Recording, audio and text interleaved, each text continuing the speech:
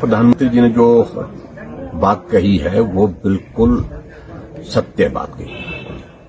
हकीकत है कि सत्ता को हासिल करने के लिए कांग्रेस को एक आदत सी पड़ गई झूठ बोल करके, झूठी गारंटियां दे करके किसी तरह से कुर्सी हासिल करना, सत्ता हासिल करना। और इसमें पूरे देश के सामने आज हिमाचल चर्चा का विषय क्यों बना है?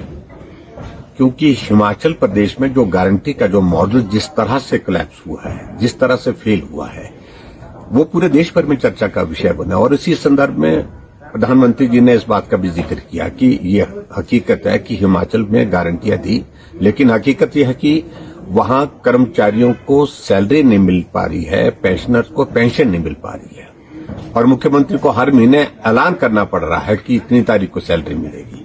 ये स्थिति हिमाचल प्रदेश की बनी और उसकी वजह यह है कि जो झूठी गारंटियां दी थी। और ये मॉडल, बिल्कुल गारंटी वाला मॉडल, पूरी तरह से पूरे देश भर में फेल हो गया। और कर्नाटक में जिस प्रकार से आपस की लड़ाई है वो एक बहुत बड़ी वजह बनी है, विकास की ओर ध्यान नहीं। और हिमाचल प्रदेश में भी इसी तरह की स्थिति है कि जो झूठी गारंटी दे रखी है उसके कारण जो हिमाचल की स्थिति बनी हुई है, उसके कारण कांग्रेस परफॉर्म नहीं कर पा रही है। विकास के कार्य सारे के सारे रुके पड़े हैं। जहां तक मुख्यमंत्री जी ने जो बात कही है, मुझे लगता है कि मुख्यमंत्री जी थोड़ा तो अब सत्य बोलना चाहिए, सच बोलना चाहिए। अब बच्चे इस बात को जानते हैं कि हिमाचल प्रदेश में जो गारंटियां दी थी वो गारंटियां जमीन पर पूरी नहीं हो पाई है। और जो बोल रहे हैं कि अपने 5 गारंटियां पूरी कर ली, ये तो बहुत बड़ा एक हास्य का विषय बना है। सब लोग हंस रहे हैं इस पर। गारंटी इन्होंने दी थी कि हिमाचल प्रदेश में 18 से 60 साल की महिलाओं को हम 1500 रुपए हर महीने का देंगे। लेकिन हकीकत यह है कि आज मुख्यमंत्री कह रहे हैं कि हिमाचल प्रदेश में इस गारंटी को भी हमने पूरा कर दिया और कहा कि इलिजिबल जो पात्र जो महिला हैं उनको हम दे रहे हैं। इलिजिबल का मतलब क्या है? आपने तो गारंटी दी थी 1500 रुपए 18 से 60 साल की महिलाओं के लिए। अब ये एलिजिबल क्राइटेरिया क्या है? अभी तक हिमाचल प्रदेश में 25,000 का आंकड़ा भी महिलाओं को जो 1500 रुपए देने का पूरा नहीं हो पाया, जबकि वादा किया, गारंटी दी है आपने हिमाचल प्रदेश में, उसके मुताबिक 22 लाख के लगभग महिलाएं हिमाचल प्रदेश में बनती है। और उसके अलावा जो कॉर्पस फंड जो आपने नौजवानों के लिए, स्वरोजगार के लिए आपने बात कही थी कि भी उनको अपने पांव पर खड़ा करें, कितने लोगों को मिला? एक भी आदमी, मैंने पता किया, एक भी आदमी, एक भी नौजवान को उस योजना का लाभ अभी तक नहीं मिल पाया। वो हवाई है। और इसी तरह से दूध की गारंटी दे रखी है, जिसको आप कह रहे हैं कि पूरा किया है।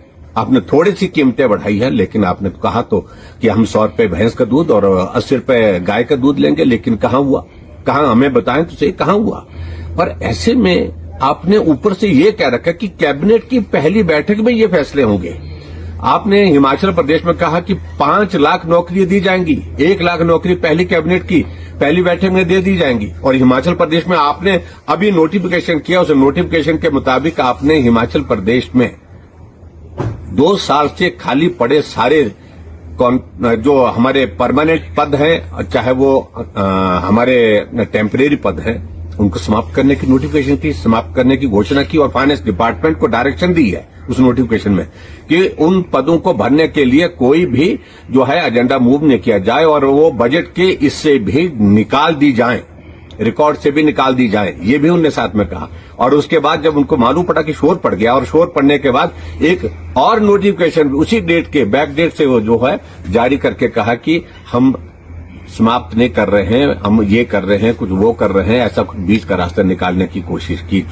जो जरूरी नहीं है उनको हम समाप्त करने के बाद, यानी कि हिमाचल प्रदेश का जो सरकार का चलाने का जो मॉडल कांग्रेस पार्टी का आज, तो ये पूरा देश भर में एक ऐसा मॉडल है कि फ्लॉप मॉडल है, बुरी तरह से असफल हो गए हर तरह से।